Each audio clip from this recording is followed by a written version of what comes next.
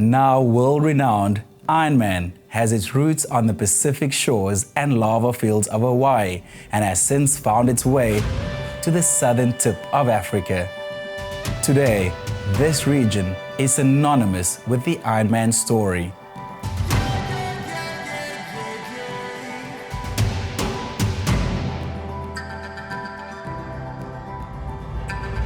Welcome to Beyond the Bay, a journey through Nelson Mandela Bay, where pristine beaches meet untouched wilderness and where the vibrant pulse of a region rich in arts and culture dances with the spirit of the Big Seven. Is that a line? Right here. Each stroke, pedal, and step on this journey was charged with the lessons of resilience and unity I've learned right here.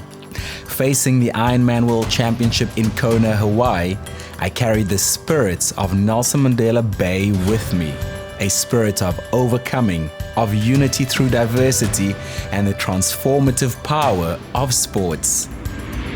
With the waters of Nelson Mandela Bay behind us, our journey takes a new turn, delving into the rhythm and rush of the bike discipline, where the endurance of the athlete meets the enduring beauty of Nelson Mandela Bay.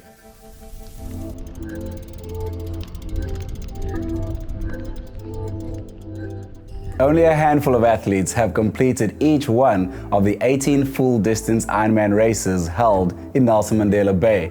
And today, I get to explore the scenic bike route of the Ironman African Championship with one of these legends soon striving to complete his 19th.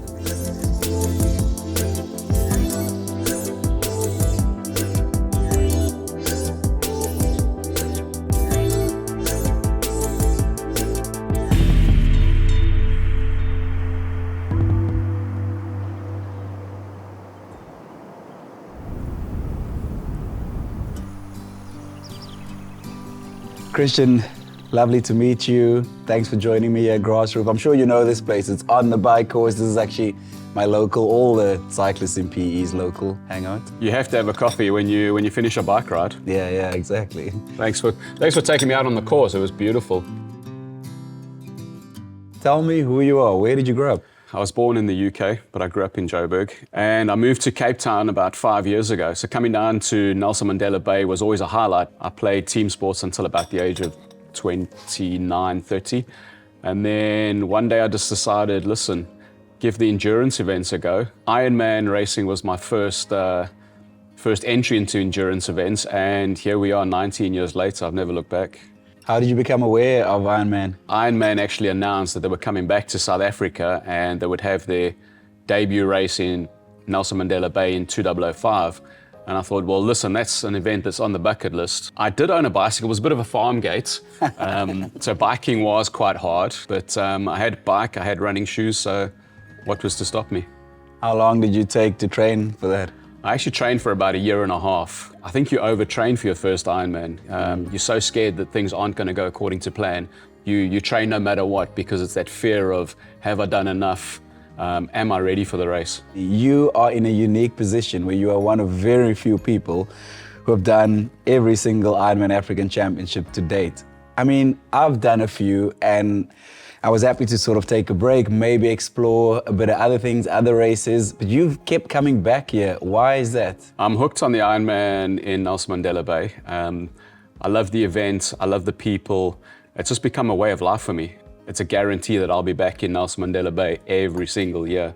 It's who I am, it's what I do. What would you say is the biggest challenge you faced on your Ironman journey to date? After the 11th edition of the Ironman Africa Champs in Nelson Mandela Bay. 2 weeks after the race, I had an incident with my health. It was a Sunday evening. I was getting ready to go to gym the next morning. Everything was packed out. And I woke up at about 10:30 in the evening.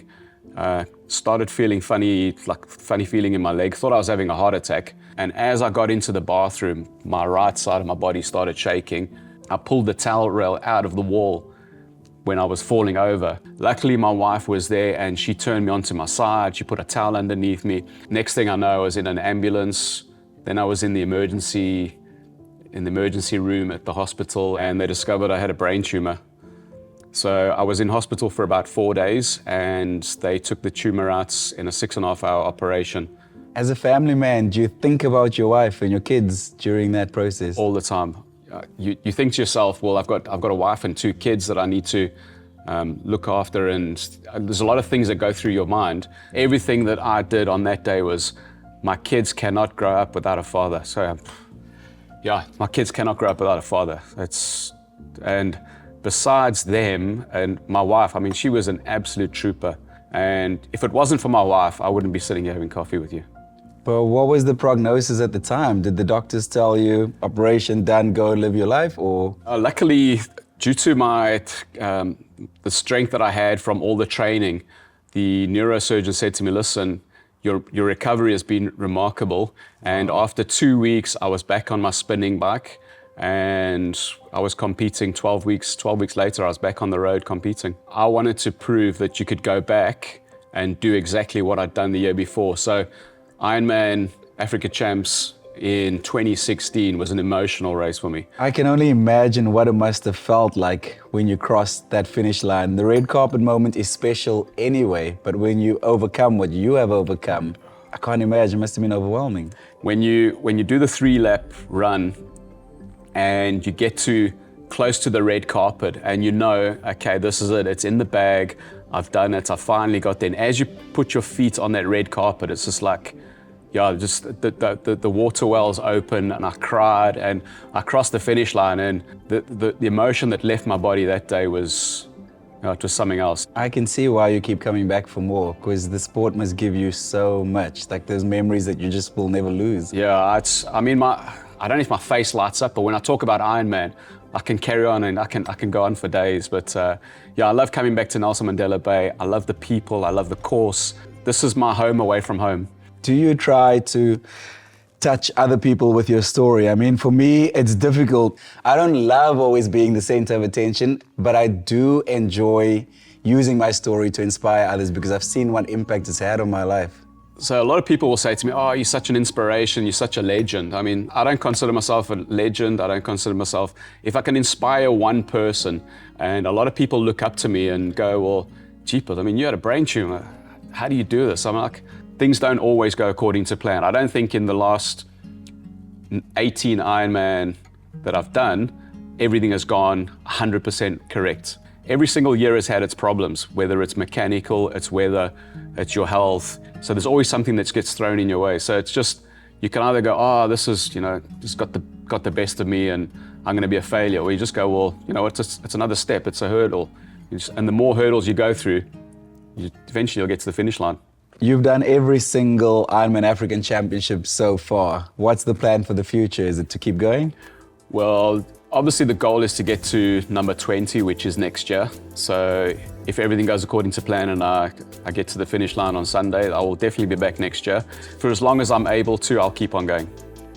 Christian, I mean, this has been a treat for me. I didn't know what to expect when we first met. The moment you started speaking, I'm like, this is a guy I want to continue speaking to. And this has just been a treat for me. Yeah, it's been awesome sitting having coffee at Grassroof, taking me out on the bike course today. Thank you very much. Thanks for joining us and being so vulnerable and sharing your story.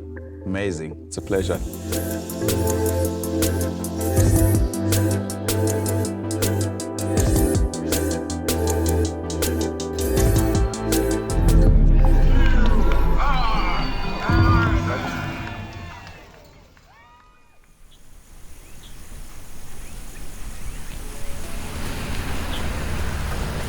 Leaving the coastal roads behind, we ventured into the heart of one of the Eastern Cape's treasures, the Shamwari Game Reserve.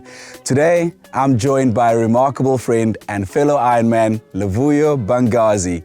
His story is a powerful reminder that it's never too late to transform your life.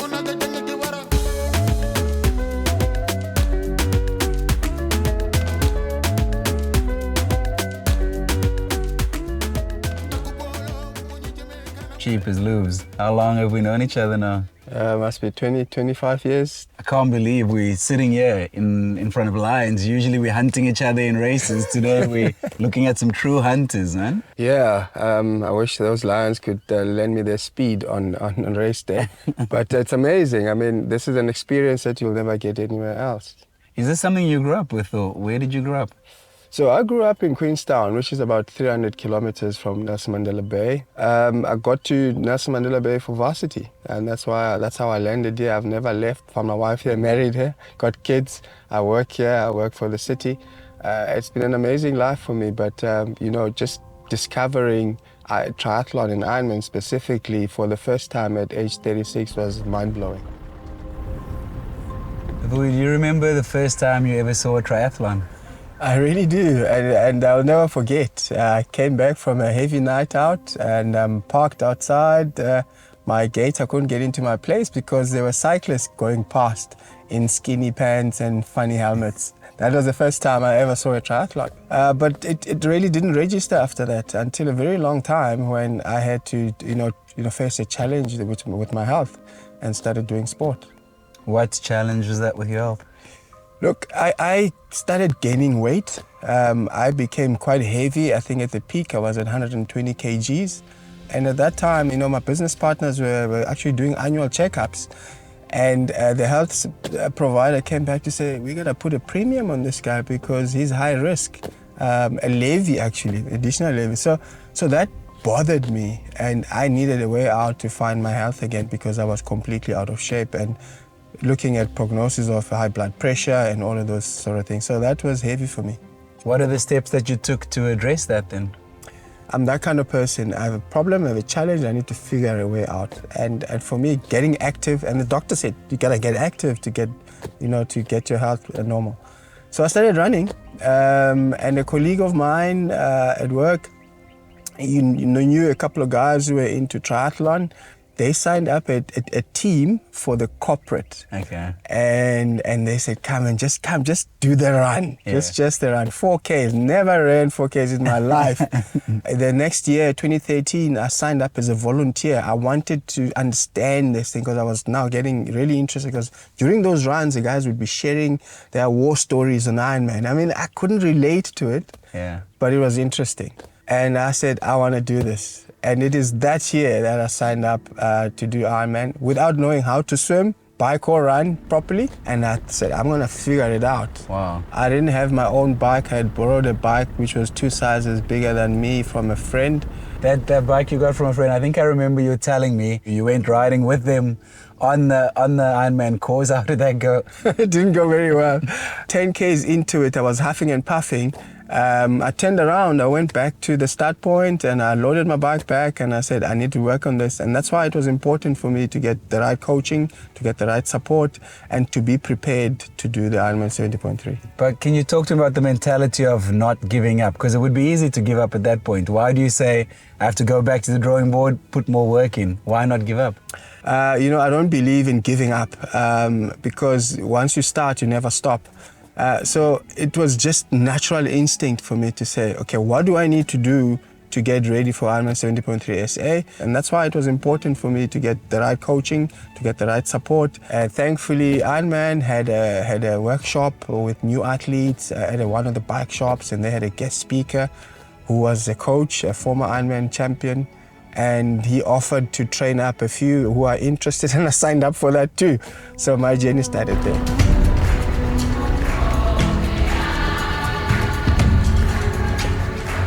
We've spent many hours together on the bike. Would you say that is a special place for you to be? I find the bike as my special place, as my go-to, as my escape. But also, Nelson Mandela Bay, the beautiful scenery around our city, it just takes you to a different space. You start to connect with yourself. So for me, the time we spend on the bike is really my quality time. You get to know yourself, you get to talk to yourself, you get to deal with issues that bother you and also solve problems. I could solve the world's problems on the bike. I just love the bike because it just gives me that freedom. Cycling is all about power to weight ratio. Weight plays such a big role in it. How easy was it to start biking when you were still, as you put it, a heavy guy? So fortunately, with good advice, good nutritional advice, we could start to see the transformation. By the time I raced Ironman 70.3 South Africa in 2014, I had probably shed about 15 kilograms at that time. So the work that we put in with the coaches that I worked with for that 9 months or so, it really started paying dividends until we hit Ironman in Nelson Mandela Bay, which was really where it really started. Shedding that weight must be so significant. What impact has triathlon had on your life, would you say then? I think Ironman changed my life. I think it saved my life. I think Ironman takes discipline, and I think I've never been a slacker at work, and for me discipline and commitment is top priority. So if you don't apply that into the sport, you're not going to get far. But I think the sport teaches you that. I think I've learned so much from the sport that is translated into my work life and my family life. But I've also taken a lot from my work life that helps me in my sport. So it's that balance that I've been striving for. And hence, when I think back, that moment in 2014, crossing the finish line and thinking back to what I had to go through to get to that moment, it changed my perspectives. I could believe that I could actually do anything. Anything is possible.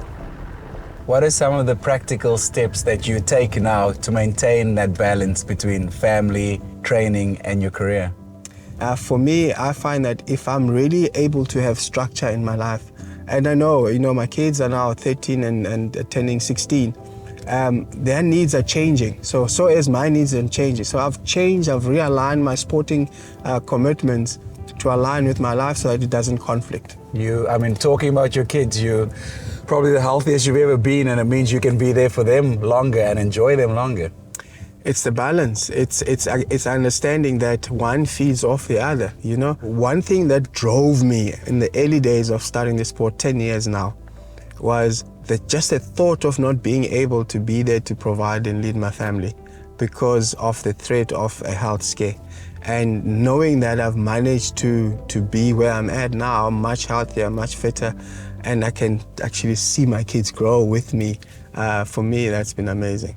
In that Ironman 70.3 red carpet moment when you were finishing, what were the emotions that you were experiencing? It must have been incredible. So for me, crossing that finish line and knowing that this is a culmination of a lot of moments, a lot of hard work, a lot of pushing yourself, but also balancing work commitments, balancing family commitments, and finally being able to cross the finish line, it was just a deep sense of fulfillment and gratefulness. It really sunk the belief that I can do anything. So your personal journey, we are now 10 years later of you doing Ironman events. What's your goal for the future? So Zai, 10 years in the sport of triathlon and Ironman has been the best 10 years of my life. I'm turning 48 this year, and I think I've got a long way to go still. I think there's many more destinations, there's many more events still to do. There's a lot more discovery I need to do, and I think I was amazed when I saw 70, 74 age groupers up getting awards. So that dream is still alive, and I think we're going to push on. I think for your 50th, we need to get the group chat boys together, have a celebration, all sign up on the start line, all be there together and celebrate your life and how far you've come, man. As long as you don't finish before me. It'll be my birthday present to you. Thank you.